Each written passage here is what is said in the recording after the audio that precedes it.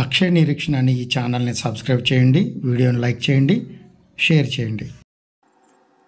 ఈ ఉదయకాల సమయంలో మరొకసారి మీ అందరికీ నా హృదయపూర్వక వందనాలు తెలియజేస్తున్నాను. మనము జయము అపజయము అనే రెండు విషయాలను అధ్యయనం చేయుచున్నాం. దేవుని యందు ఉన్నవారికి జయము, దేవుని యందు లేని వారికి అపజయము కలుగునని మనకు అర్థమవును. అలాగనే ఈ జయములో కూడా శాశ్వతమైనది, తాత్కాలికమైనది అనేవి ఉండి ఉన్నాయి. శాశ్వతమైనది దేవుడు అనుగ్రహించేది, తాత్కాలికమైనది కూడా దేవుడు అనుగ్రహించేదే కానీ అవి తాత్కాలికము అని చెప్పబడినప్పుడు అది దేవునితో నిరంతరము ఉండుటకై ప్రయోజనకరము కావని గ్రహించగలం. ఎప్పుడైతే దేవునితో ఉండుటకు ప్రయోజనకరమైనవి కావో వాటిని లక్ష్య పెట్టాల్సినటువంటి అవసరత లేదు. వాటి ద్వారా వచ్చేటువంటి జయము అవసరం లేదు, వాటి ద్వారా వచ్చే ఖ్యాతి అవసరం లేదు, వాటి ద్వారా వచ్చే ధనము అవసరం లేదు. కాబట్టి ఇవన్నీ కూడా మనము ఏదైతే దేవుని యొక్క మాటలను అంగీకరించుచున్నామో వాటిని బట్టి మనం నిర్ణయం చేయాల్సినటువంటి అవసరం ఉంది. మన హృదయంలో అనేకమైనటువంటి ఆలోచనలు పుట్టుకొస్తూ ఉంటాయి. అయితే దేవుని యొక్క గ్రంథంతో బేరీజు వేసుకుని అవి ఎంతవరకు సబబు అనేదాన్ని అప్పటికప్పుడు పరిశీలించుకోవాలి. కొరింథీ పత్రికలో మొదటి పత్రిక 11వ అధ్యాయంలో ప్రభు వాళ్ళను గూర్చినటువంటి సందేశాన్ని మనం ప్రతి వారం ఇంచుమించుగా ఏదో ఒక రీతిగా చదవకుండా జ్ఞాపకం చేసుకుంటాం. ఆ క్రిందన పలికినటువంటి మాటలు పౌలు చెప్పాడు, మనలను మనము విమర్శించుకుని ఎడల తీర్పు పొందకపోదుమని. మనము ఒకరికొకరు తిట్టిపోసుకోవాలనేది అక్కడ చెప్పబడలేదు. అక్కడ చెప్పినది ఏంటంటే, నా సంగతి నేను అధ్యయనం చేయగలిగా, నీ సంగతి నువ్వు అధ్యయనం చేయగలిగా. దేవుని యొక్క వాక్యము చేత మన నడవడిక, మన ప్రవర్తన, మన మాట, మన ప్రతిక్రియ, మన విశ్వాసము, నిరీక్షణ, ప్రేమ ఎలాగున్నాయో అనేది ఎప్పటికప్పుడు పరిశీలన చేసుకోవాల్సినటువంటి అవసరం ఉంది. మనము ఎక్కడో దాచినటువంటి వస్తువులను, అలాగనే దాచినటువంటి ఆహారమును అది ఎలాగుందా అని మనము పరిశీలన చేస్తూ ఉంటాం. అలాగని ఈ చిన్నపిల్లలు కలిగిన వారైతే వారు పిల్లల యొక్క డైపర్ని చెక్ చేస్తూ ఉంటారు. దేనికి చెక్ చేస్తారు ఇవన్నీ అని అంటే తమ యొక్క సౌఖ్యం కొరకు, అలాగనే తాము ఎంత ఇబ్బంది లేకుండా ఎలా ఉండగలమో చూచుకుంటూ కొరకు. అలాగనే ఆత్మ సంబంధమైనటువంటి జీవితమును కూడా ఎప్పటికప్పుడు పరిశీలన చేసుకోవాల్సినటువంటి బాధ్యత, ఎవరి బాధ్యత వాళ్ళే నిర్వర్తించుకోవాల్సినటువంటి అవసరం ఉంది. ఎవరి జీవితం బాగుండాలనేటువంటి ఆశ ఉందో వాళ్ళే తమ జీవితాన్ని పరీక్షించుకోవలసినటువంటి సమయం ఇది. కనుక ఒకరి మీద ఒకరు నెపములు వేసుకున్నట్టుగా కానీ, లేకపోతే నేను ఫలానా వారి వల్ల నేను ఎలాగున అయిపోయాను అంటానికి కానీ, లేకపోతే ఈ నిజం ఎప్పుడు ఆయన చెప్పలేదు అనేటువంటి మాటలను కానీ మనం ఎప్పుడు ఉచ్చరించవలదు. ఎందుకొరకనంటే దేవుడు నీ కళ్ళు నీకు ఇచ్చాడు, నీ చేతులు నీకు ఇచ్చాడు, నీ చెవులు నీకు ఇచ్చాడు, నీ నోటిని నీకు ఇచ్చాడు, నీ మనస్సుని నీకు ఇచ్చాడు. వీటన్నిటి ద్వారా నువ్వు ఆయన కొరకు ఏం చేయగలవో వాటన్నిటిని పరిశీలన చేసుకుని నువ్వే సిద్ధపాటు కలిగి ఉండాలి ప్రభు కొరకు. అందుచేత దేవుడిచ్చిన వాటిని దేవుని కొరకు ఉపయోగించక, వాళ్ళెవరో చెప్పారు అందుకని నేను ఇలా చేశాను, వీళ్ళెవరో చెప్పారు నేను అందుకే ఇలా చేశాను, నాకు చదువు లేదు అంటే కుదరదు. చదువు లేదని జీవితం ఆపేసావా? చదువు లేదని వివాహం ఆపేసావా? చదువు లేదని పిల్లల్ని కంటం ఆపేసావా? చదువు లేదని పిల్లల్ని చదివించడం ఆపేసావా? చదువు లేదని ఆ పిల్లలకి మళ్ళీ ఉద్యోగాలు వచ్చిన ఏదో కంగారు పడకుండా ఉన్నావా? మరి చదువు లేదని ఆలోచన చేస్తూ నీ బిడ్డల యొక్క వివాహాల కొరకు ఆలోచన చేయవాడుకున్నావా? నువ్వు చదువు లేనివాడు అని నీ బిడ్డల యొక్క పెళ్లి కొరకు ఏమేం చేయాలి, ఎలా ఇచ్చుకోవాలి, ఏమి అవసరం, ఇవన్నీ ఎలాగున ఆలోచన లేకుండా నువ్వు ఉన్నావా? ఒకసారి ఆలోచించే. భౌతికంగా చేయు ప్రతిదానికి కూడా నువ్వు ఏనాడు కూడా నాకు చదువు లేదు అనేటువంటి మాట అనలేదు. కానీ దేవుని దగ్గరికి వచ్చేసరికే నాకు చదువు లేదు, నేను పెద్దగా చదువుకోలేదు, చదువుకి జ్ఞానానికి సంబంధం లేదు, చదువుకి క్రమశిక్షణకి సంబంధం లేదు, చదువుకి భయభక్తులకి సంబంధం లేదు, చదువుకి విశ్వాసానికి సంబంధం లేదు, చదువుకి ప్రేమకి సంబంధం లేదు. అది ఎప్పుడైతే తెలుసుకుంటామో ఖచ్చితంగా జీవితంలో ఎంతగానో రాణించగలం. లేదంటే కనుక ఎప్పటికప్పుడు దేవునికి దూరం అయిపోయి ఆఖరికి ఈ లోకమందు సహవాసం చేసి ఈ లోకంలోనే ఉండిపోయే ప్రమాదం ఉంటుంది. అందుకని నా ప్రియ సహోదరులారా, సోదరులారా, దేవుడు నీ నుండి నా నుండి ఆశిస్తున్నాడు ఏమని అనంటే ఆయన యందు జయము అవసరం ఉంది కనుక ఆయన యందుండి జయం పొందమని ఆయన ఆశిస్తున్నాడు. కనుక ఆయన ఏదైతే ఉద్దేశమును కలిగి ఉన్నాడో మంచి ఉద్దేశం ఉందో మనము కూడా ఆకలింపు చేసుకుని ఆయనకు అనుకూలమైన వారముగా జీవించడానికి పని కలిగి ఉందాం. సమూయేలు మొదటి గ్రంథంలో 17వ అధ్యాయం 18వ అధ్యాయం మనం చదువుతుండగా 2 ప్రత్యేకమైనటువంటి భాగములు అక్కడ కనబడతాయి. ఒకటి సౌలుకును దావీదునకును మధ్య ఉన్నటువంటి వైరుధ్యం లేదా వారిద్దరికి ఉన్నటువంటి వివాదం. 2 సౌలు యొక్క కుమారుడైనటువంటి యోనాతానుకును దావీదుకు మధ్య ఉన్నటువంటి సత్సంబంధం, స్నేహం. ఈ 2 భాగాలు ఈ 2 అధ్యాయాల్లో ప్రముఖంగా ప్రస్తావన చేయబడ్డాయి. అంటే ఒక వ్యక్తి దేవుణ్ణి ఎరిగిన వాడుగా ఉంటే అతనికి వచ్చేటువంటి లాభ నష్టాలను గూర్చి ఇక్కడ మనం చర్చించుకోవాలి. ఎప్పుడైతే సౌలు యొక్క జీవితంలోనికి దావీదు అనే వ్యక్తి ప్రవేశించి ఉన్నాడో, ఎలా ప్రవేశించి ఉన్నాడో మనకు తెలుసు. ఎప్పుడైతే సౌలు దేవుడు అమాలేకీయులతో చేయొద్దన్నటువంటి పని చేసి ఉన్నాడో, దానికి శాపముగా అతని యొక్క రాజ్యమును తీసివేయాలని, అతన్ని రాజ్యమునకు దూరము ఉంచాలని దేవుడు నిర్ణయించినట్టుగా మనకు తెలుసు. అదే సమయంలో దేవుని యొద్ద నుండి దురాత్మ వచ్చి సౌలును బాధిస్తుండేది. ఆ సమయంలో వాయిద్యములు వాయించగలిగినటువంటి వారు ఎవరన్నా ఉంటే బాగుండని తలపోసినప్పుడు సౌలు యొక్క సేవకులు దావీదును తీసుకుని వచ్చి మరి మంచి వాయిద్యమును వాయించగలిగినటువంటి వ్యక్తి, ఇతడు సితారాను చమత్కారంగా వాయించగలడని అతని గూర్చి పూర్తి సమాచారమును సంగ్రహించి రాజునకు తెలియపరచగా రాజు యొక్క సముఖమునకు దావీదు తీసుకురాబడడం జరిగింది. ఆ సమయంలో దావీదు ఎప్పుడైతే ఆ సితారను ఉపయోగించేవాడో దేవుని యొద్ద నుండి వచ్చినటువంటి దురాత్మ సౌలును విడిచిపెట్టి వెళ్ళటం, ఆ తదుపరి అతడు సేద తీరటం జరుగుతుండేది.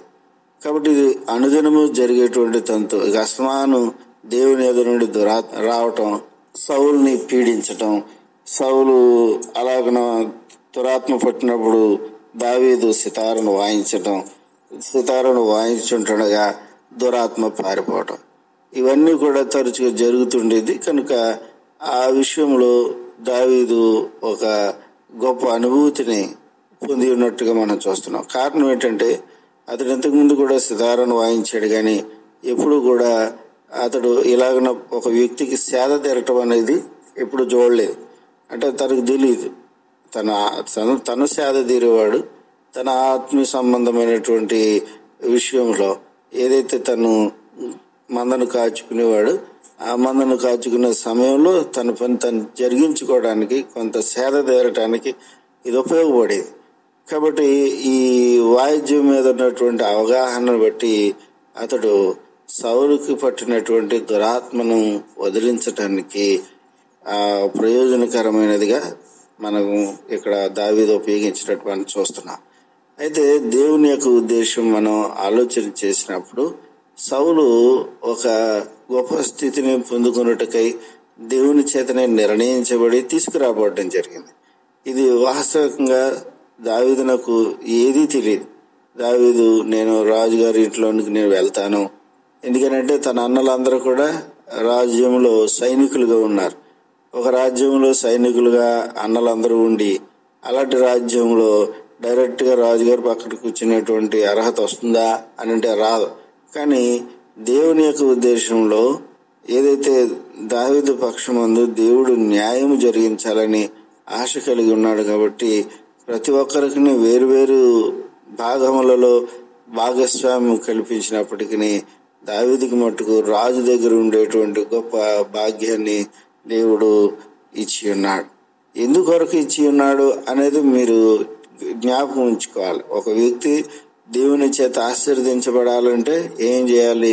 అతడు భయభక్తులు కలిగిన వాడై విశ్వాసముతో ఆయనను సంతోషింపచేసేవాడై ఉండాలి. అంటే ఖచ్చితంగా ఆయన యొక్క వాక్య లేఖన భాగములను ఆజ్ఞలను బట్టి తూచా తప్పక నడుచుకునేవాడై ఉండాలి.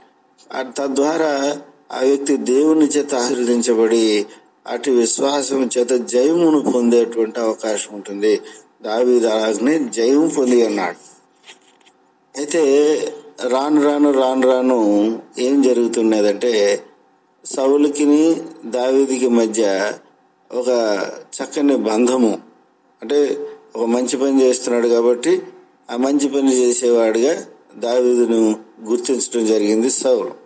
అదే సమయంలో ఫిలిస్తీన్లతో యుద్ధము చేయుటకై సిద్ధము చేయబడినటువంటి పరిస్థితిని మనం చూస్తున్నాం. ఫిలిస్తీయుడైనటువంటి గొల్యాతు ఇశ్రాయేలు సైన్యం మీదకి దుమ్మిగా వచ్చి వారిని ఇలా చేస్తాను అలా చేస్తాను అని చెప్పి బెదిరించి సైన్యాన్ని ఉసిగొలిపి యుద్ధానికి తీసుకురాగలిగినట్లుగా చేయడం జరిగింది. సౌలు యొక్క సైన్యం అంతా కూడా గొల్యాతుతో యుద్ధం చేయటానికి సిద్ధపడి వచ్చి ఉంటుండగా గొల్యాతును అంతకుముందు ఎరగని వారు కనుక అక్కడ గొల్యాతు ఉన్నటువంటి సామాజిక ఈ పరిస్థితిని గమనించిన తర్వాత, అంటే అతడు శారీరకముగాను అలాగనే అతని యొక్క మాట తీరుగాను పలుకుతున్నటువంటి గంభీరతత్వాన్ని ప్రదర్శిస్తున్నటువంటి ఆ గంభీరతత్వాన్ని కూడా వారు పరిశీలన చేసి ఫిలిస్తీన్లతో యుద్ధం చేయటానికి జంకటం జరిగింది. అదే సమయంలో దావీదు తన అన్నలు ఏం చేస్తున్నారో ఏంటో క్షేమ సమాచారము తండ్రి వద్ద నుండి తీసుకుని వచ్చి మళ్ళా సమాచారాన్ని తండ్రి వద్దకు తీసుకువెళ్ళటానికి సిద్ధపడి ఉంటుండగా ఆ సమయం ముందు ఏదైతే యుద్ధం జరుగుతున్నటువంటి ప్రదేశం ఉందో ఆ ప్రదేశానికి దావీదు రావటం జరిగింది. ఏం జరుగుతుందో వాకప్ చేసుకున్నాడు, తెలుసుకున్న తర్వాత తన అన్నలతో చెప్పాడు, నేను వెళ్తాను యుద్ధానికి అని. ఇది మనవుడు తెలియక ఏదో యుద్ధం అనుకుంటున్నాడేమో, లేకపోతే ఏదో వెళ్ళిపోయి ఇళ్ళ కొట్టేస్తే అయిపోతుందేమో అనుకుంటున్నాడేమో అని చెప్పి అన్నలు కూడా ఆలోచన చేశారు. అన్నలు ఆల్రెడీ దావీదుకి వివరించి చెప్పారు. ఏమనంటే, ఇంతమంది సైన్యం ఉన్నది యుద్ధం చేయటానికి కదా, మేమే చేయలేకపోయావు, నువ్వు ఒక్కడు ఏం చేస్తావని. ఎందుకు వారు అలాగన మాట్లాడి ఉన్నారని అంటే, గొల్యాతు ఒక గొప్ప శూరుడు. ఫిలిస్తీన్ల యొక్క ఏదైతే సైన్యం ఉందో దాని అంతటికీ అతడు అధిపతిగా ఉండి ఉండగా 6 మూల జానడు ఎత్తు ఉన్నటువంటి మనిషి, అంటే అందరికంటే బాగా ఎత్తైనటువంటి మనిషి. పైగా అతని తలకేమో రాగి శిరస్త్రాన్ని పెట్టుకున్నాడంట. మరి ఒంటి నిండా యుద్ధ కవచాన్ని ధరించుకున్నాడు. ఆ కవచం యొక్క విధి విధానాలన్నీ వివరించబడ్డాయి. 5,000 తులములు రాగితో చేయబడిందని, అతని కాళ్లకు రాగి కవచం ఉందని, భుజముల మధ్యనేమో రాగి బల్యం ఒకటి ఉంది, అతని ఈట ధోని అంత పెద్దదని, అలాగనే ఆ ఈట కొన ఇనుము ఎంత, ఇవన్నీ కూడా ఎదురుగుండా చూస్తుంటే అర్థమవుతుంది అతని యొక్క శూరత్వం, లేకపోతే అతని యొక్క దేహదారుఢ్యం, ఇవన్నీ కనబడుతున్నాయి. కనబడిన ఈ 12 ఏళ్ళ పిల్లగాడు వెళ్ళి నేను యుద్ధం చేస్తాను అంటే ఎవరు ఒప్పుకుంటారు? ఎవరు ఒప్పుకోరు. కాబట్టి అతడు ఇలాగున అక్కడ ఎదురుగుండా కనబడుతున్నటువంటి వ్యక్తిని చూసినను దేవుని మీద అతనికి ఉన్నటువంటి నమ్మకము లేదా దేవుని మీద ఉన్నటువంటి గొప్ప విశ్వాసమును బట్టి దావీదు చక్కగా తన అన్నలకు సమాధానం ఇవ్వటం జరిగింది. జీవము గల దేవుని సైన్యములను తిరస్కరించుటకు ఈ సున్నతి లేని ఫిలిస్తీయుడు ఎంతటి వాడు అన్నాడు. అంటే ఈ మాట పలుకుడు ద్వారా దావీదు తన అన్నలకేమీ లేకపోతే వారితో ఉన్నవారికి అయితేనేమి చెప్పదలుచుకున్న మాట ఏంటంటే, దేవుడు యుద్ధం చేస్తాడు మన పక్షాన, జయమును అనుగ్రహించేది దేవుడై ఉన్నాడు. ఇక మీకు చింతన ఎలా? ఏదో మీరు చేసి మీరే యుద్ధం గెలిచినట్లుగా మీరు ఆలోచన చేయటం ఎలా? మీరు ఇప్పుడు దాకా చేసిన యుద్ధాలన్నీ కూడా దేవుడు చేసినాయి కదా అని వాళ్ళకి తెలియకుండానే వాళ్ళకి సమాధానం చెప్తున్నాడు అనమాట. వాళ్ళకి ఆలోచన కలుగు చేస్తున్నాడు.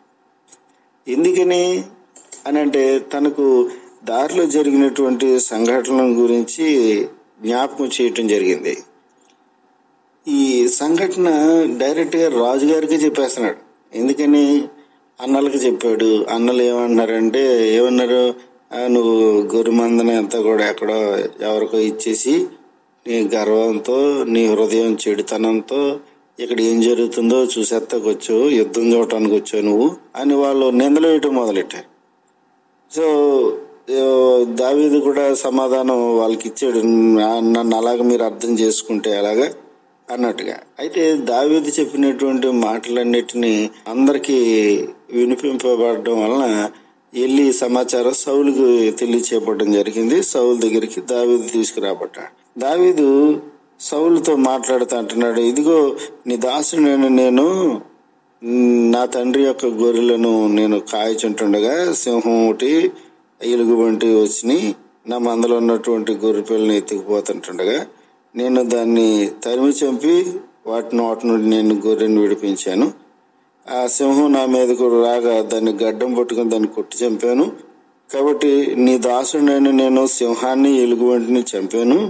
జీవము గల దేవుని సైన్యమును తిరస్కరించి నీ సున్నతి లేని ఫిలిస్తీయుడిని నేను చంపలేనా అన్నాడు. ఖచ్చితంగా ఆ ఎలుగుబంటి వలె సింహం వలె ఈ ఫిలిస్తీయుడు అవుతాడని చెప్పి సౌలుకి ఒక ధైర్యాన్ని తెలియచేస్తున్నాడు. ఒకటి. రెండవది, దేవుడు చేయబోయే కార్యం గురించి చెప్తున్నాడు. మూడవది, దేవుని వలననే జయము కలుగుతుందని చెప్తున్నాడు. నాలుగవది, దేవుని యందు నమ్మకం ఉంచితే యుద్ధం చేయవాడు దేవుడే అని చెప్తున్నాడు. కాబట్టి ఎప్పుడైతే దావీదు ఈ విషయాలన్నిటిని కూడా సౌలు గారికి తెలియజేశాడో సౌల్లో కూడా కాస్త ధైర్యం వచ్చింది. ఎందుకని? అంతకు ముందు అన్నాడు, ఏమన్నాడు, నువ్వు బాలుడు, నీకు బలం సరిపోదు, అతనితో యుద్ధం చేయాలంటే ఇది అయ్యే పని కాదు, యుద్ధాభ్యాసాలు నేర్చుకుని ఉండాలి, నీకేమో అవన్నీ రావు, ఇవన్నీ చెప్పాడు. అయితే ఎప్పుడైతే జరిగిన సంఘటనలను గురించి వివరించాడో సౌలు కూడా ఇష్టత కలిగిన వాడై ఉన్నాడు. అంటే దావీదును యుద్ధానికి పంపించడానికి ఆలోచన కలిగి ఉండినట్లుగా మనం చూస్తున్నాం. అలాగనే సిద్ధపాటు చేసి యెహోవా నీకు తోడుగా ఉండినగా అని చెప్పి పంపించడం జరిగింది. అంటే ఇప్పుడు అవిశ్వాసముతో లేకపోతే పరిస్థితులు తారుమారైనప్పుడు ఎంత ధైర్యంగా ఉండాలి, దేవుని మీద విశ్వాసాన్ని ఎలాగనో కొనసాగించాలి, దేవుని యందు జయమును ఎలాగనో ఆస్వాదించాలి అని తెలియనటువంటి సౌలుకును సౌలు యొక్క సైన్యానికి దావీదు మాటలు ఎంతో ధైర్యాన్ని కలిగి చేసినాయి. ఏంటి ఆ మాటలనంటే, జీవము గల దేవుని సైన్యమును తిరస్కరించడానికి ఈ సున్నతి లేని ఫిలిస్తీయుడు ఎంతటి వాడు.